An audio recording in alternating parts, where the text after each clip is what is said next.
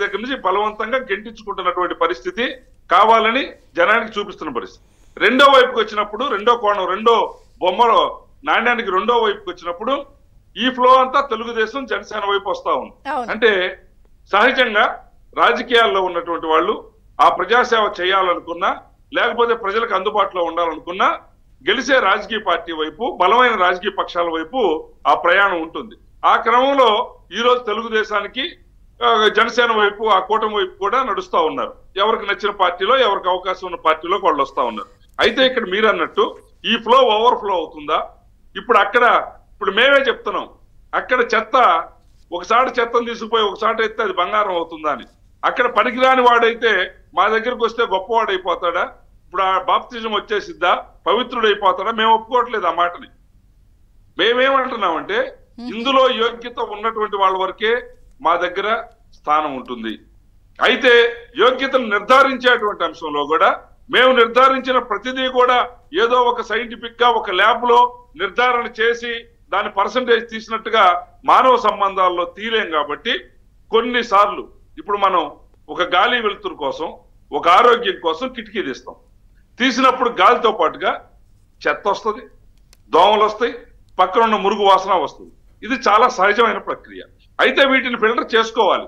దానికి నెట్ పెట్టుకోవటం, ఆ దోమల్ని ధూళిని నివారించుకునేటువంటి ప్రయత్నం చేయటం, అయినా వచ్చినటువంటి వాటిని ఎలా ప్రక్షాళన చేయాలో, ఆ రూమ్ లో కనుక చెడ్డ వాసన వస్తే దానికి ఒక స్ప్రే కొట్టేసి, రూమ్ ఫ్రెషనర్ కొట్టేసి దాన్ని పరిశుభ్రమైనటువంటి వాతావరణం తేవటం ఎలా అవసరమో, ఈ వచ్చే దాంట్లో వచ్చే పొరపాటుగా ఏదన్నా చెత్త చెదారం ఇలాంటి పనికిరాని బ్యాచ్, లేకపోతే జగన్మోహన్ రెడ్డి ఆశయ అనుకూలులు కూడా కొంతమంది ఉంటారు.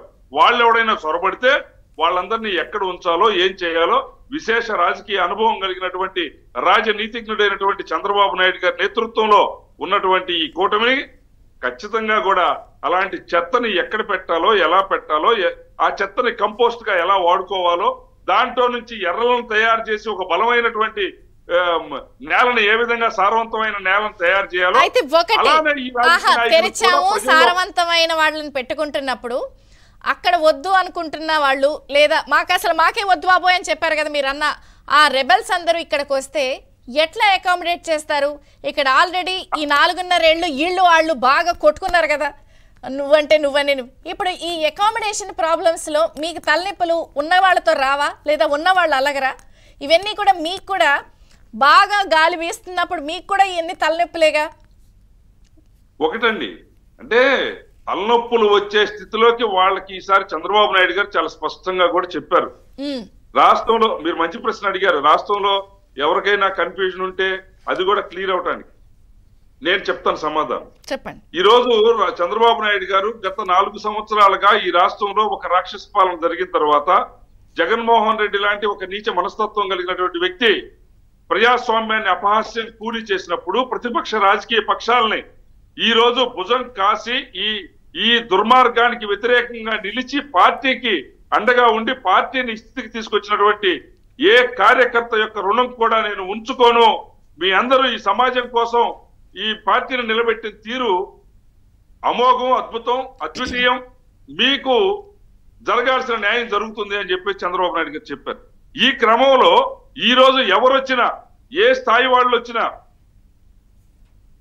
ఈ పని చేసినటువంటి కార్యకర్తలు వెనక వరుసలో నిలబడాల్సిందే కానీ వాళ్ళకన్నా తోసుకొని ముందుకు వచ్చేదానికి ఇక్కడ క్యూ అంత కంఫర్ట్ గా ఉండదు. ఖచ్చితంగా పార్టీని ఈ కష్టకాలంలో ప్రజానీకం కోసం, అంటే చంద్రబాబు గారు చెప్తున్నారు కదా, రాతి యుగం నుండి స్వర్ణ యుగానికి, అంటే మధ్య యుగాల